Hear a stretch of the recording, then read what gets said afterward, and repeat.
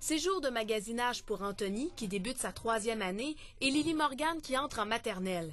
Chantal, leur maman, met la touche finale aux listes scolaires. C'est les autres. Ouais, je sais. Ah, sont ici. Quand elle regarde ces 2 listes, Chantal estime qu'elles sont raisonnables, mais... Je dois avouer qu'il me reste des choses de l'année dernière qui n'ont pas été utilisées. L'an dernier, de nombreux parents avaient signifié leur mécontentement devant des listes surchargées.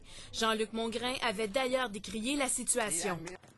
17 duotangs. La ministre de l'époque avait même été sollicitée. Le principal défi, le gros défi, c'est de changer la façon de travailler dans les écoles. Chaque enseignant a ses propres exigences. Bien que certains semblent avoir réduit leurs demandes, il reste du chemin à faire. Il y a des spéciaux cette semaine, fait qu'on en profite. Là. À la fin de son année scolaire, elle a retourné à la maison plusieurs choses qu'elle n'a pas jamais utilisées.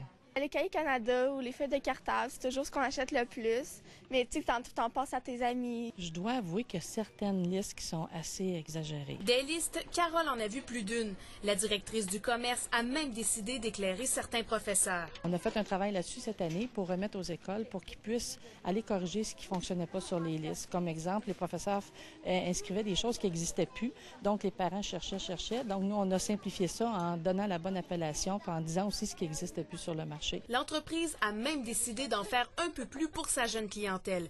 Les fondations d'établissements scolaires peuvent adhérer au programme de la rentrée scolaire. Pour chaque achat effectué, Mégabureau leur remet 10 % du total des achats. À partir du 15 septembre, on commence à compléter tout ça et on leur remet des beaux chèques. Il y a 14 écoles cette année qui participent. Avec la rentrée scolaire qui a lieu dans quelques jours à peine, ici, les vendeurs sont fort occupés. Une fois que les enfants auront tout trouvé, ce sont les enseignants qui viendront compléter leur liste.